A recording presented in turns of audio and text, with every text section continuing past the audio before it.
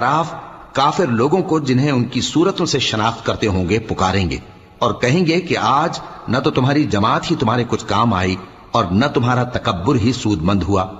फिर मोमिनों की तरफ इशारा करके कहेंगे, क्या ये वही लोग हैं जिनके बारे में तुम कस्में खाया करते थे कि अल्लाह अपनी रहमत से इनकी दस्तगीरी न करेगा?